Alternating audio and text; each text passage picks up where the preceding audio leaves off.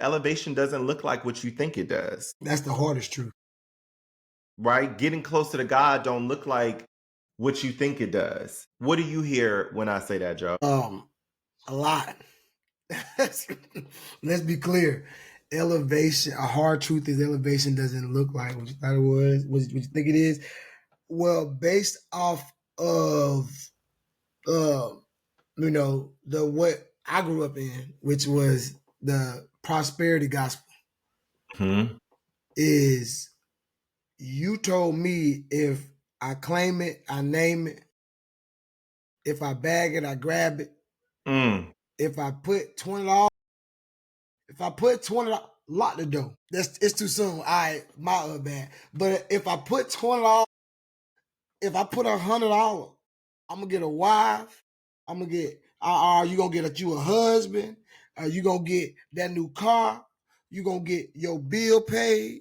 Yeah, that word of faith, that prosperity gospel is something that I grew up in. So when the elevation didn't look exactly what they said, that almost made me stop. Like, that's a hard truth.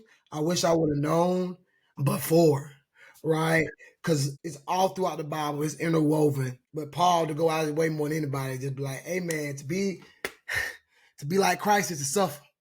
Yeah. And nobody says that, right? And he's like, he said, I pride myself on, like, the more I suffer, the more I'm like Christ. So that's just something that, like, on this walk, I don't know if no one told me. But like I said, what I grew up in was the prosperity word of faith gospel that, like, elevation don't look like. Like, I thought as soon as I rededicated, first of all, everything I'm doing changes just like that. Like, Jesus paid it in full. We said earlier. But like, what we was talking about is salvation. Who has paid it full? Everything else, the healing, the deliverance, is gonna cost you something. Like, that's not paid in full. Like, Jesus got us the salvation. All these other things and generational curses and addictions and habits, like, Jesus can and will do anything he wants. And there's consecration that's needed. There's things that's needed that, like, it doesn't just happen like this. And, like, as soon as you give life to Christ, you're going to be a millionaire. Wait, what if that never happens? Yeah. And that's a hard truth that, like, people don't like sitting with, Yeah. Yeah. I wish I knew. As you were talking about elevation not looking like what you think it does in the prosperity gospel, I was reminded of the scripture today that we were talking about that's always quoted, but the whole thing is in red. And when I think about the scripture, it reminds me that I think what's hard for people, Joe, is that because we don't know what elevation looks like spiritually, we don't realize when it's going up for us because we're so used to measuring being up by the world standards. And so I'm reminded even of, like, the fruits of the Spirit, the fruits of being close to God, the fruits of God's presence in our life. None of them have to do with material things. Not one of them. And so, yeah, talk about this verse. Let's talk about this verse, Philippians 4:12. I'm sorry, 4:13. I would say I ain't never heard nobody talk about 4:12. And then we're gonna do it a little different. We're gonna go forward, then we're gonna go back to just explain. This is what happens in religion all the time when we don't get the full context and we don't expect these things, how we can be misled. Philippians 4:13. Yes, sir. Are you talking about the verse I used to put on my cleats every time? Come on. The verse I used to quote every time before I played a football game. The verse that everybody, no matter what sport, if you say you're a Christian, you know this one. That one. Oh, well, I know that one on top of my head. I ain't even got to look for that one. I can do all things through Christ who strengthens me. That's the one.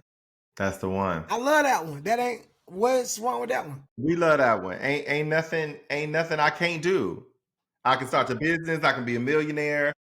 I Yeah. can I can have all the things. I can open up that store I want. I can take that flight. I can, be the CEO. I can have any job I want. Like all things. Yes. All All mean things. all mean all. All mean everything. I don't know if you knew that. All mean everything. All mean Okay. everything. Yeah. What's wrong with Okay. that? I mean, nothing's wrong with that, Mm-hmm. except for the fact of the hard truth that comes right before it. Why you want to bring that up? Because this is what kingdom versus religion is about. Religion, we isolate verses Mm. for Got the me the sake whole of scroll. getting us hyped up emotionally every week. Versus the kingdom makes us sit in hard truths and the tension of hard truths for the sake of us becoming more like Christ, Jeez. for the sake of us growing and maturing. So let's read verse 12. You gonna read it? I don't really want to. I Nah, you don't got to read it. You I done gave them don't 13. You got them hyped up on doing all things. I mean, because that's the one everybody likes. This is the hard truth. I know what it is to be in need, and I know what it is to have plenty. I have learned the secret of being content in any and every situation, whether well fed or hungry. He didn't probably mean that. Whether living in plenty, I like that one, or in want, I can do all things through him who gives me strength. Wait, that go before that? Wait, he said, I know what it is to be in need and to have plenty.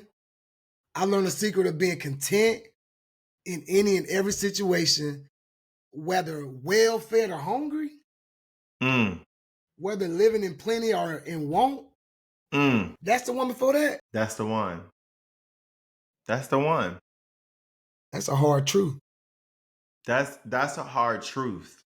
That elevation in this verse is not about being able to do whatever you want to do and slapping Christ's name on it. Jeez. Elevation is about being able to endure whatever you need to endure because Christ is in it. That's what elevation looks like in the kingdom.